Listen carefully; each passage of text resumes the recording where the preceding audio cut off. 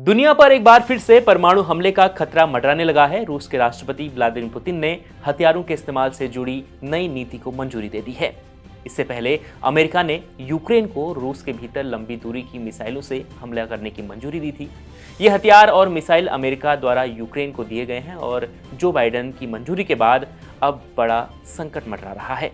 इस खबर पर आपको डिटेल में बताएंगे और आपको बताएंगे कि अगर परमाणु युद्ध हुआ तो दुनिया भर में इसका क्या असर पड़ेगा।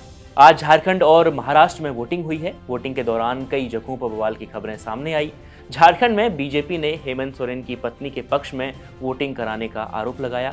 वोटिंग के दौरान उत्तर प्रदेश में भी पत्थरबाजी हुई और यूपी के मीरापुर में खूब बवाल हुआ है। वहीं दिल्ली एनसीआर में ठंड बढ़ने के साथ ही प्रदूषण बढ़ता जा रहा है। प्रदूषण इस कदर बढ़ गया है कि दिल्ली एक गैस चैम्बर में तब्दील हो चुकी है। प्रदूषण के खतरनाक श्रेणी में आने के बाद दिल्ली में ग्रेडेड रिस्पॉन्स एक्शन प्लान यानी GRAP 4 लागू है, लेकिन आज भी दिल्ली का AQI बेहद खराब श्रेणी पर है और 500 के करीब पहुंच चुका है। वहीं मणिपुर में भी हालात लगातार नाजुक बने हुए हैं। वहां मोबाइल इंटरनेट पर प्रतिबंध 3 दिन के लिए बढ़ा दिया गया है। मणिपुर में हालात और बदतर होते जा रहे हैं और सुरक्षा कर्मियों से काबू करने की कोशिश कर रहे हैं। अब आते हैं आज की बड़ी खबर पर।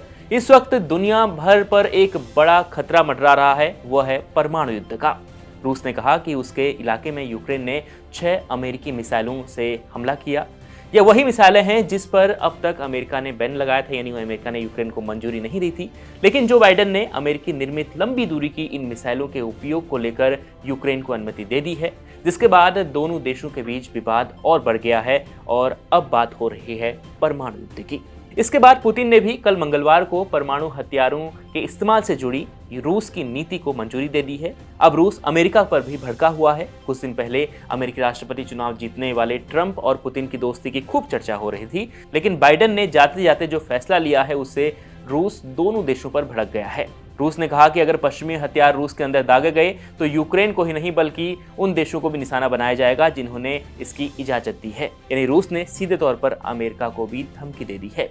रूस की परमाणु हथियारों से जुड़ी नई नीति का मतलब ही यही है कि अगर कोई नाटो देश की मिसाइल से हमला होता है तो रूस उसका जवाब परमाणु हथियार से दे सकता है और अगर परमाणु हथियारों का इस्तेमाल हुआ तो पूरी दुनिया पर इसका असर पड़ेगा।